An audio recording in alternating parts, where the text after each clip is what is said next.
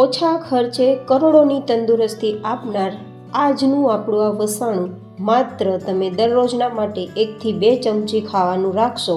સાંધા, કમરના દુખાવા, શરીરના દુખાવા કે કોઈ પણ રીતે તમને શરીર કવતું હોય, ઠંડીના કારણે બ્લડ જામી જતું હોય, શરદી કફનો પ્રશ્ન હોય, માથાના દુખાવા હોય કે યાદશક્તિનો પ્રશ્ન હોય, બધા જ પ્રશ્નો આજે સોલ્વ થશે. તો ચાલો એકદમ હેલ્ધી રેસીપી શરૂ કરીએ. તો જેના માટે સૌથી પહેલી હેલ્ધી સામગ્રી ઘી લેશું, જે લગભગ 1/4 કપ જેટલું મેં અત્યારે લીધું છે, જેને થોડું ગરમ કરીશું. ઘીની અંદર ઓમેગા 3 અને ઓમેગા 9 ફેટી એસિડ હોય છે, જેના કારણે બ્રેન ફંક્શનિંગ સારું કરે છે, મેમરી આપણી એકદમ શાર્પ કરે છે અને એકાગ્રતામાં વધારો કરે છે. અને શિયાળામાં સાંધા કે કમરના કે ગોઠણના દુખાવામાં મોઇશ્ચર ઘટવાના કારણે દુખાવો વધી જતો હોય તો તે મોઇશ્ચર પૂરું પાડે છે અને દુખાવામાં પણ તે ઘટાડો કરે છે. હવે લેશું 3-4 ચમચી કાજુ બદામના ટુકડા, જેને થોડા લાઇટ ગોલ્ડન કલર પર આવે ત્યાં સુધી શેકવાના છે ધીમા ગેસની ફ્લેમ પર. કાજુ બદામ છે તે આપણા હૃદય માટે, મગજ માટે, આપણા સ્ટ્રેસને દૂર કરવા માટે, ઇમ્યુનિટી બૂસ્ટ કરવા માટે, પાચન તંત્ર બહેતર કરવા માટે, એનર્જી બૂસ્ટ કરવા માટે અને સ્કિન અને વાળ માટે ખૂબ જ ફાયદા કરનાર છે. હવે પછી આપણે આ જ ઘીની અંદર અડધા કપ જેટલો ગુંદને તળી લેશું. થોડો ઉમેરતા જશું ને ગુંદ ફૂલી જાય ત્યારે તેને બહાર કાઢી લેવાનો છે. ગેસની ફ્લેમ મીડિયમ રાખીને તળશો તો ગુંદ પરફેક્ટ આપણો તળાઈ જશે. ગુંદની તો શું વાત કરવાની, ગુંદ છે તે શિયાળા દરમિયાન જડીબુટ્ટીનું કામ કરે છે, કારણ કે ગુંદની અંદર એન્ટી ઇન્ફ્લામેટરી પ્રોપર્ટીઝ હોય છે, જે આપણા સંધિવા, સાંધા, ગોઠણ કે કમરના દુખાવાના સોજાને બેસાડે છે.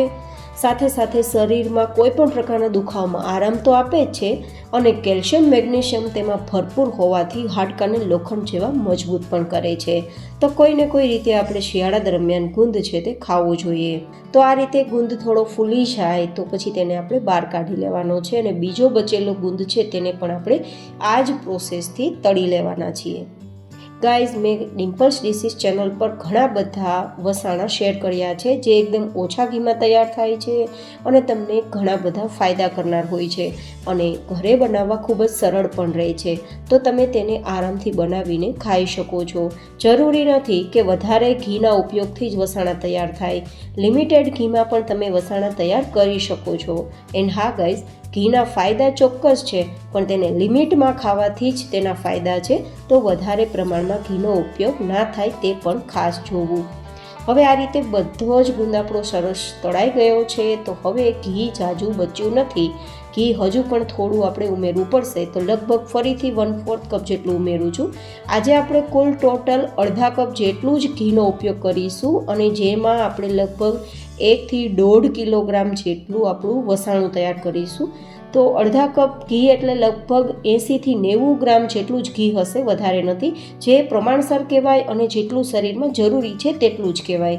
હવે પછીની આપણી હેલ્ધી પ્રોપર્ટીઝ કહી શકો કે હેલ્ધી ઇન્ગ્રેડિયન્ટ્સ કહી શકો ને, તે છે 2 કપ જેટલો બાજરાનો લોટ, જેને આ રીતે આપણે ધીમા ગેસની ફ્લેમ પર લાઇટ ગોલ્ડન કલર પર આવે ત્યાં સુધી સતત ચલાવવાનો છે અને શેકવાનો છે.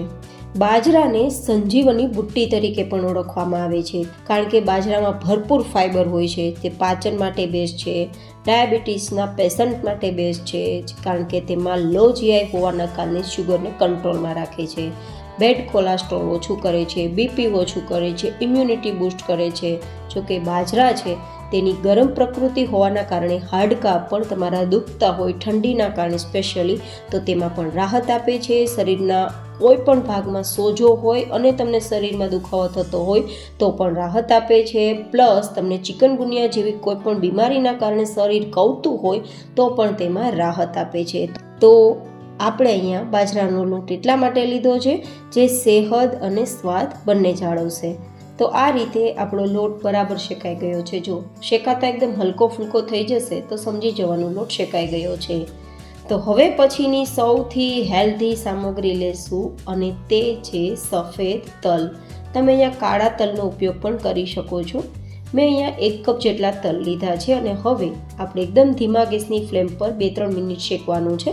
કડાઈ અને લોટ બંને ગરમ છે તો ફટાફટ શેકાઈ જશે. તલ ફટાફટ બળી પણ જાય છે, તો બળે નહીં તેનું ધ્યાન રાખવાનું છે, નહીં તો હેલ્ધી પ્રોપર્ટીઝ બળી જવાના કારણે ફાયદા બરાબર નહીં થાય. તલ છે તે હૃદયને મજબૂત કરે છે, કોલેસ્ટ્રોલ ઓછું કરે છે, તમને બ્લડમાં પ્રોબ્લેમ હોય એટલે કે હિમોગ્લોબિન ઓછું હોય તો પણ વધારે છે, તમારું બ્લડ શુગર પણ કંટ્રોલમાં રાખે છે અને તેમાં કેલ્શિયમનો ભંડાર ભરેલો હોય છે તો હાડકાને પણ લોખંડ જેવા મજબૂત કરે છે.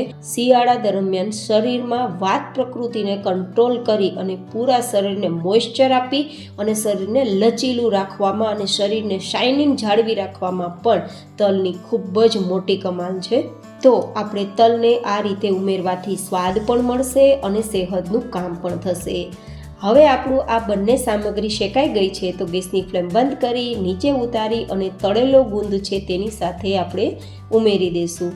હવે પછીની હેલ્ધી સામગ્રી છે 1 કપ જેટલું નારિયેળનું છીણ.